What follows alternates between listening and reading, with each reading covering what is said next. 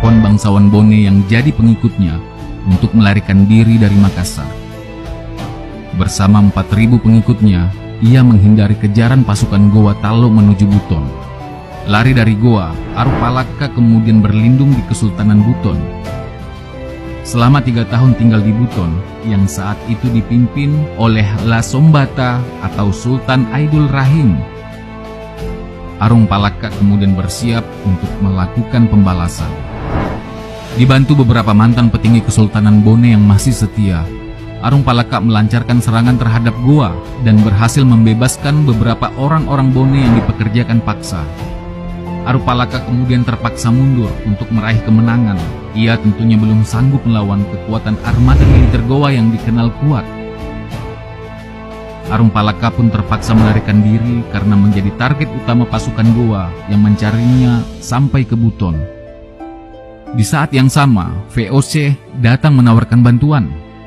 Kondisi ini sebenarnya dilematis bagi Arupalaka. Di satu sisi ia muak dengan ambisi VOC, namun di sisi lain ia memerlukan dukungan untuk menjadikan Bone sebagai pemerintahan yang berdaulat lagi.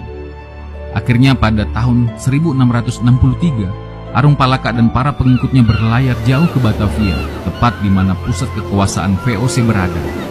Selain untuk menyelamatkan diri dari kejaran Goa, Arupalaka ternyata harus membuktikan terlebih dahulu bahwa ia memang benar-benar butuh bantuan VOC. VOC mengizinkan Arupalaka dan orang-orangnya menetap di Batavia. Namun mereka harus membantu VOC, sekaligus sebagai pembuktian diri bahwa mereka adalah orang-orang yang tangguh dan dapat diandalkan. Kehadiran Arupalaka sangat menguntungkan VOC. Ia menjadi salah satu kunci keberhasilan VOC dalam menaklukkan berbagai wilayah di Nusantara. Bersama Cornelis Pilman yang asli Belanda dan mantan pemimpin kelompok bersenjata dari Maluku, Jonker Jowa de Manipa alias Kapiten Jonker. Setelah menunggu 5 tahun lamanya, keinginannya pun terkabul. VOC yang kagum akan daya tempur pengikut Arupalaka saat membantu memadamkan pemberontak Minangkabau, mengajaknya memerangi Goa yang dinilai telah mengganggu kepentingan ekonomi VOC. Pada 24 November 1666, armada besar bertolak dari pesisir utara Batavia menuju Celebes.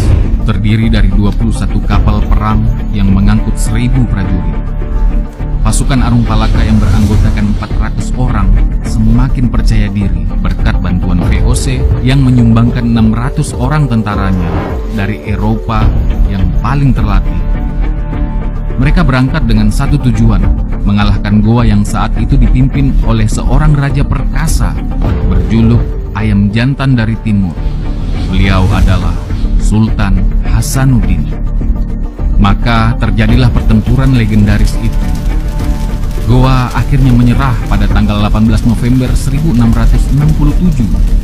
Sultan Hasanuddin terpaksa menandatangani perjanjian Bongaya yang menandai kemenangan VOC dan Arupalaka.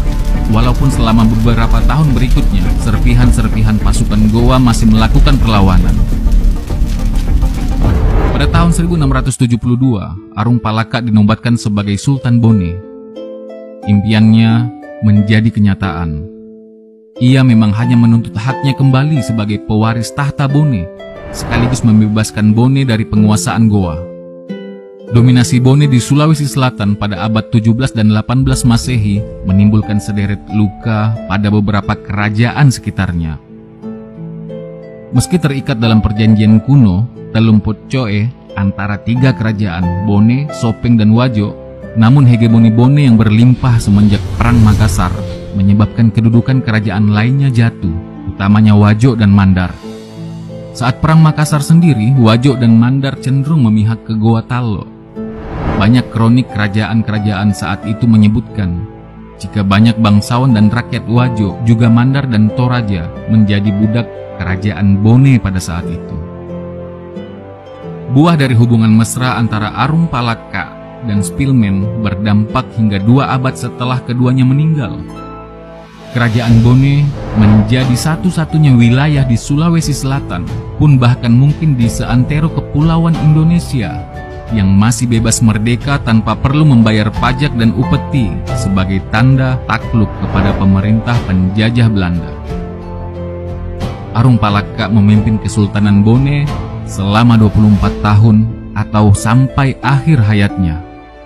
Ia meninggal dunia pada 6 April 1696. Hingga kini, jalan hidupnya masih menyisakan pro dan kontra.